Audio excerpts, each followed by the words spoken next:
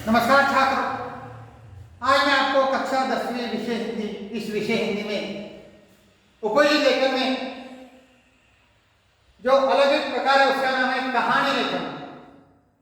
और उस कहानी लेखन के लिए परीक्षा के लिए 5 अंक होते हैं।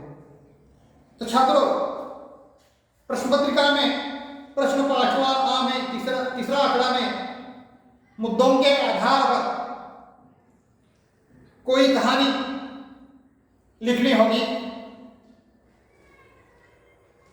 शब्दों अथवा सुवचनों के आधार पर भी कहानी लिखने के लिए कहा जाता है।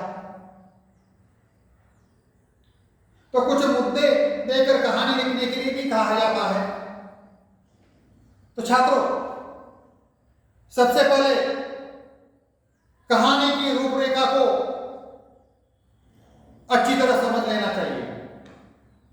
उसके बाद कहानी के प्रत्येक संकेत को क्रम से विस्तार दीजिए। उसके बाद कहानी के स्थान, पात्र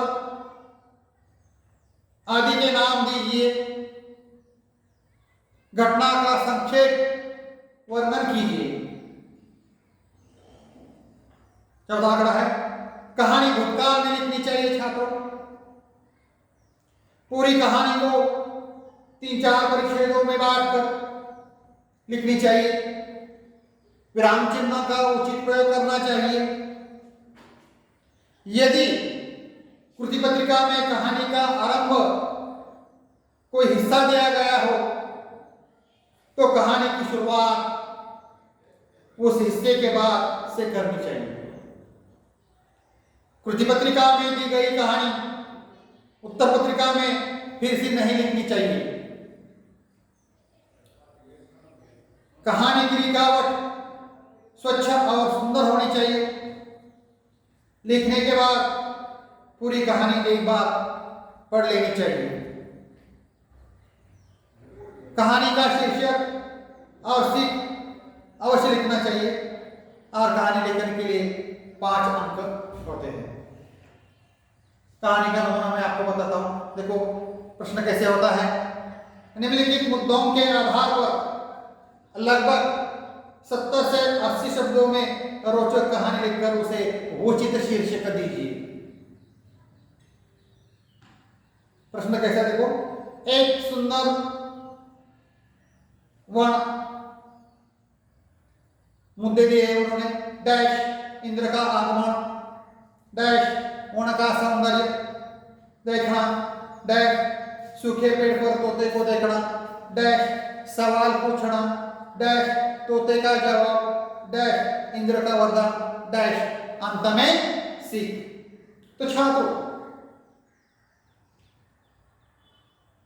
कहानी का शीर्षक क्या होता है?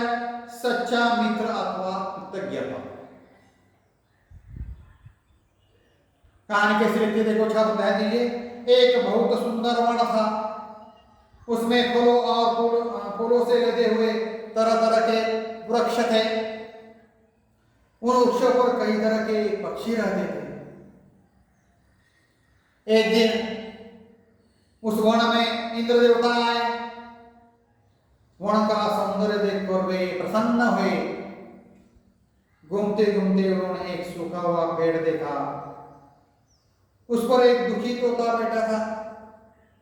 इंद्र ने तोते से ऐसे वृक्ष पर बैठने का कारण पूछा। तोते ने कहा, एक समय यह वृक्ष फलों से संपन्न था। इसने वर्षों तक मुझे आश्रय दिया, मुझे मीठे फल खिलाए और आंधी पानी में सुरक्षा दी। अब बुरे दिनों में वो वृक्ष का साथ कैसे छोड़ दूं? तोते का जवाब सुनकर इंद्र बहुत खुश हुए। उन्होंने सूखे पेड़ को फिर से हरा भरा कर दिया।